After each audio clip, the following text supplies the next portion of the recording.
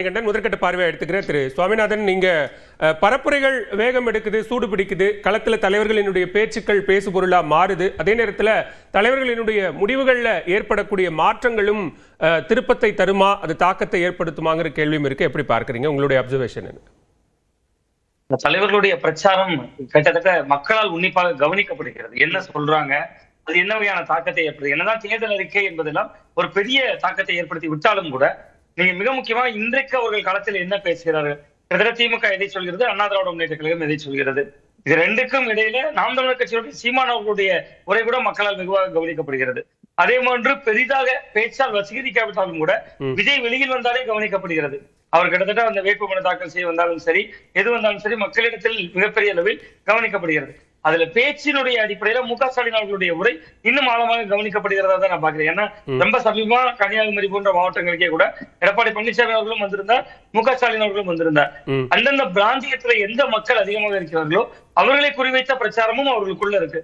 என்னன்னா ஒரு பாஜக எதிர்ப்பு, கிட்டத்தட்ட ஒரு வலதுசாரித்துவத்தை இங்க வராமல் தடுக்கிறது அப்படிங்கிறது ஒரு பெரும் பேசு பொருளாக இருந்தாலும் அந்தந்த பிராந்தியத்தில் இருக்கக்கூடிய மக்களை, ரொம்ப குறிப்பாக ஒரு உதாரணத்திற்கு குமரி மாவட்டம் வந்திருந்தப்ப இங்க இருக்கக்கூடிய மீனவர்கள் அதிகமாக பேர் இருக்காங்க.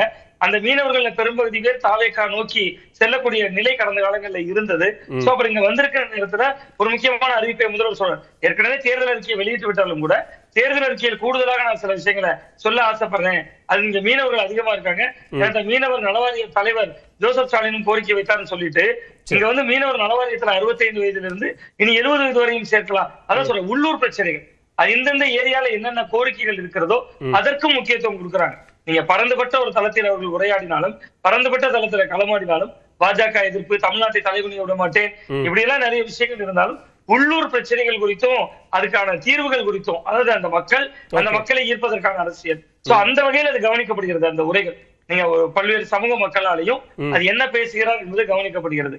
பட் அண்ணா திராவிட முன்னேற்ற கழகத்தினுடைய பொதுச் செயலாளருடையும் நீங்க சட்டம் ஒழுங்கு சார்ந்த விஷயங்கள ரொம்ப கூர்மையாக இருந்தாலும் கூட அவர்கள் அது போன்று உள்ளூர் ரீதியான வாக்குறுதிகள் என்பது கொஞ்சம் அவர்களை விட கொஞ்சம் தொய்வாக இருக்கும் அப்படின்னு தோன்றுகிறது. ஒன்று.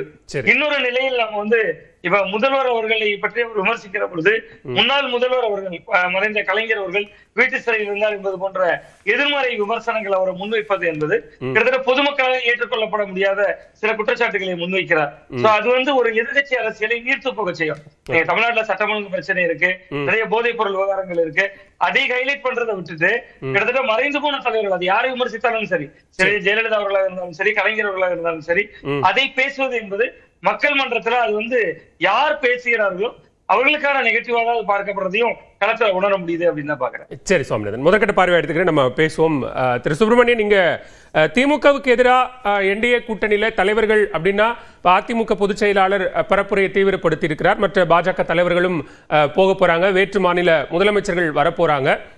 பியூஷ் கோயல் பரப்புரை ரீதியாக பேசக்கூடிய முன்வைக்கக்கூடிய விஷயங்கள்ல திமுக மீதான விமர்சனங்களை முன்வைக்கிற அதே நேரத்தில் விஜய் கூட்டணிக்கு வரணும்னு எதிர்பார்த்த காலகட்டத்தை தாண்டி இப்ப வந்து விஜய் வந்து திமுகவினுடைய வாக்குகளை பிரிக்கிறதுக்காக கொண்டு வரப்பட்டவர், அவர் திமுகவுக்கு சாதகமா செயல்படக்கூடியவர் அப்படிங்கிற ஒரு பார்வையையும் முன்வைக்கிறார். அது ஏன் இந்த மாற்றம் ஏன் ஏற்பட்டுச்சு?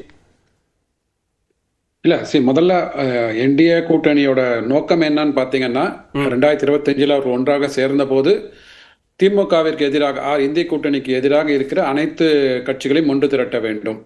ஸோ அதில் வந்து விஜயும் வந்து ஒரு பங்களிப்பார் அப்படின்றது தான் வந்து நினைச்சாங்க ஃபர்ஸ்ட். ஏன்னா வந்து இப்போ வாக்குகள் சிதறக்கூடாது. வாக்குகள் சிதறினா வச்சுக்கோங்களேன், திருப்பி வந்து திமுகவுக்கு ஒரு ஆட்சி வந்துடுது அப்படின்னு சொன்னா, ஆட்சி வந்தா கூட தொங்கு சட்டமன்றம் தான் வருவதற்கான வாய்ப்புகள் இருக்கு. அதனால தான் வந்து விடுதலை கட்சி தலைவர் திருமாவளவன் திருப்பி எம்எல்ஏ சீட்டு நாமினேஷன் போனாரு, திருப்பி வந்து அதை வாபஸ் வாங்கியிருக்கிறார். ஓகே, அந்த விவாதத்துக்கு அப்புறம் வருவோம். மறுக்கிறாரு சார், அப்படிலாம் இல்ல, அப்படி ஒரு நரேட்டிவ் ஒன்னு அப்படி செட் பண்றாங்க, அப்படிலாம் இல்ல, நான் மாநில அரசியலுக்கு வரணும்னு விருப்பப்பட்டு நான் எடுத்த முடிவு, அந்த முடிவை தள்ளி வைக்கிறேங்கிறாரு.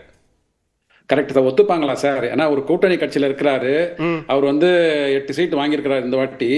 கண்டிப்பாக வந்து 8 சீட்ன்றது வந்து ஒரு சிக்னிபிகண்ட் உங்களுக்கு வந்து சீட்டாக மாறப்போகிறது.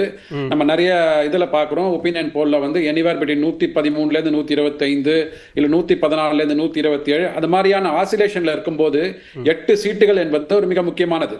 சோ அப்படி இருக்கும்போது அதுல வந்து கண்டிப்பா நீங்க சொல்ற மாதிரி அவர் என்ன சொல்றாரதான் வந்து 2 பேர் கேட்க போறாங்க, அது வேற விஷயம். இருந்தாலும் இவர் அங்க இருந்தா முன்கூட்டியே உங்களுக்கு தெரியும், முன்னாடி இருந்த ஆதவ அர்ஜுனாலாம் வந்து உள்ள பேசியிருக்கிறாங்க, ஆட்சியிலும் பங்கு அதிகாரத்திலும் பங்கு, அந்த மாதிரி வார்த்தைகள்லாம் ஒரு 1.5 வருஷம் 2 வருஷம் முன்னாடி ஓடிட்டு இருந்தது இல்லைங்களா? அதாவது விடுதலை சிறுத்தைகள் கட்சிக்குள்ளேயே பேசப்பட்ட பொருட்கள் அதெல்லாம். அவர் திரும்ப அவர்களே வந்து வாதத்துக்கே வர திரு சுப்பிரமணியன், உங்க வாதத்துக்கே வர அப்படி ஒரு சூழல் இருந்திருக்குமானால் நீங்க விஜய வந்து அப்படி ஒரு சோர்ஸா பாஜக பார்த்துச்சு. ஏன் திரு ராம்தாஸ் அத்வாலே போன்றவர் என்ன சொன்னாங்க, விஜய் ஒருவேளை தேர்தலுக்கு பிறகு என்டிஏ கூட்டணிக்கு தேவைப்படும் பட்சத்துல அவரை நாங்க ஆதரவா எடுத்துக்கிட்டு ஆட்சி அமைப்போம் அப்படிங்கறதெல்லாம் சொன்னாரு. அப்ப இப்ப விஜய் தேவைப்படலையா?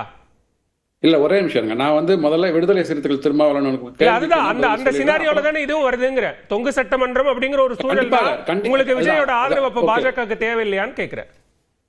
இல்ல கண்டிப்பாக இப்ப என்ன ஆகும்னா, பட் இப்ப கேப் வந்து நேரோவாகி வந்து கொண்டு இப்ப என்டிஏ கூட்டணிக்கு வந்து பாசிட்டிவா போய் கொண்டிருக்கிறதாக வந்து களத்திலேயும் செய்திகள் வருகிறது. ஏன்னா வந்து நீங்க கேட்டீங்க பாத்தீங்க இல்லையா, இப்ப வந்து தனிநபர் விமர்சனத்தை தாண்டி வேற எதுவுமே இல்லையா அப்படின்ட்டு.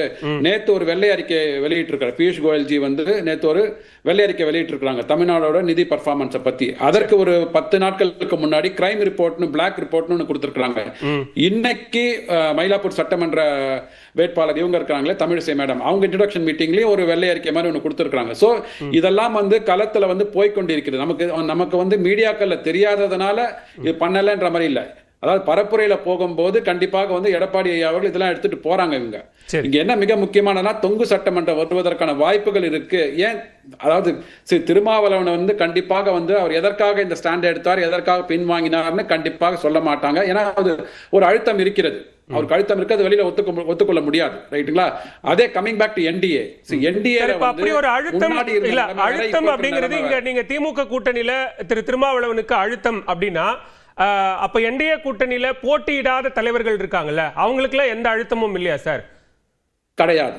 ஏன் சொல்றேன்னா, அதான் சொல்றேன், பொலிட்டிக்கல்ல வந்து ஸ்ட்ராட்டஜிஸ்ட் இருப்பாங்க, வியூக அமைப்பாளர் இருப்பாங்க. இப்ப நம்ம ஐபிஎல் எல்லாம் பார்த்துட்டு இருக்கிற மாதிரி ஐபிஎல் ஒரு வேர்ட் சொல்லுவாங்க, play the ball not the bowler.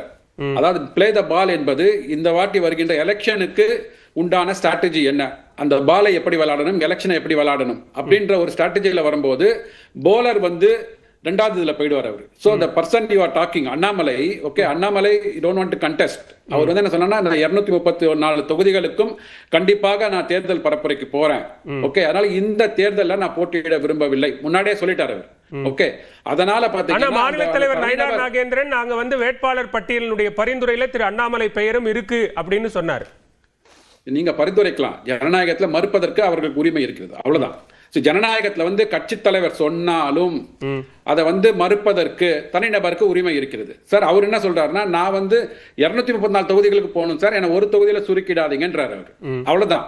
So அந்த தனிநபரோட அந்த உரிமைக்கு மரியாதை கொடுத்து மதிப்பு கொடுத்து என்டிஏ இந்த தேர்தலில் வெற்றி பெறுவதற்கு என்ன வியூகங்களை வைத்திருக்கிறது அப்படின்னு கேள்வி எழுப்பினதோ, அதே நேரத்தில் மற்ற கேள்விகளை எல்லாம் தொடர்ச்சியா தொகுதி பொறுப்பாளராக போடும்போது அதுல இருந்து விலகினார்ல, அதுவும் உரிமை சார்ந்தது தானே? அந்த உரிமையின் அடிப்படையில் தானே அதெல்லாமும் செஞ்சாரு. கண்டிப்பா உரிமை சார்ந்தது. அதாவது இல்லங்க, இப்ப நான் என்ன பண்ணணும்ன்றது இல்ல சார், நீங்க உங்க வாதத்துக்கே வர கட்சியினுடைய ஒரு தொண்டராக நான் வந்து எல்லாருக்கும் பரப்புரை செய்வேன், தோளோடு எல்லா வேட்பாளர்களுக்கும் தோளோடு தோள் நிற்பேன், ஒரு காரியகர்த்தாவா இருப்பேன் அப்படின்னு திரு அண்ணாமலை சொல்றாரு. அப்ப நீங்க முன்னாடி சொன்ன அந்த எல்லாத்துக்கும் விலகின எல்லாத்துக்கும் உரிமை தான் காரணம், வேற எந்த காரணமும் இல்ல. அது